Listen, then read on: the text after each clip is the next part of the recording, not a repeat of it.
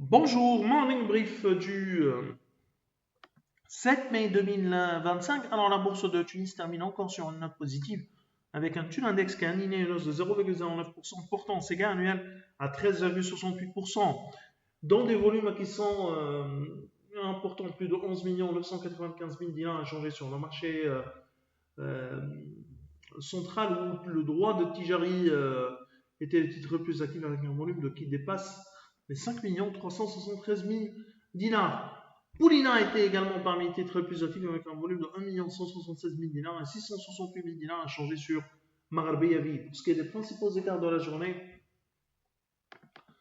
on a l'Andorre qui monte de 4,78%, 4,39% de hausse pour BTE, Steep qui avance de 4,18%, New Bodyline aligne une hausse de 3,90% et UFR qui prend 3,87%. Côté baisse, on a un Solentiel qui recule de 3,95%, 3,76% de repli pour Secom, AETEC dévise de 3,70%, 3,51% de repli pour Assurance Marabé et Sifat qui lâche 3,33%. Alors on a Simon de Bizère qui publie ses indicateurs d'activité, une baisse du chiffre d'affaires, rien de surprenant, 11,3%, 10 869 000 dinars. Et Simon de Bizère qui annonce un plan de restructuration, hein. Pas de détails, grande ligne, mais ce plan, selon le communiqué du cimentier, sera exécuté progressivement et prochainement avec l'accompagnement d'un cabinet de conseil. On a TPR qui a annoncé ses chiffres consolidés, ou qui a publié ses états financiers consolidés, résultat net part du groupe en hausse de 16,7%, 75% à 48 271 000 dinars, qui dépasse nos attentes, hein. On était à 40 millions. Mais ce qui est important, c'est la contribution de filiales au chiffre d'affaires, 38,3% contre 28,8% l'année dernière. En termes d'EBITDA, on est également presque au même niveau, plus de 37% contre 30% en 2023.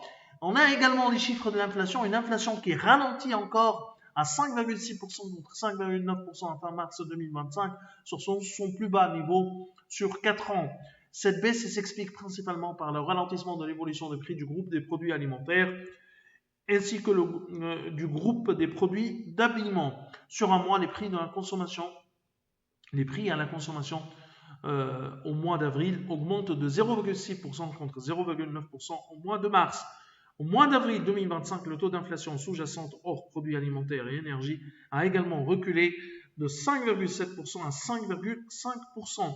Les prix des produits alimentaires libres progressent de 8,2%. Alors, ces chiffres pourraient inciter la BCT à réduire encore son taux directeur. Nous, on s'attend à ce qu'une nouvelle réduction du taux directeur dans les 2 prochains mois d'au moins 50 points de base. C'est tout ce qu'on a pour ce matin. Nous vous donne rendez-vous pour demain matin. Voire à demain.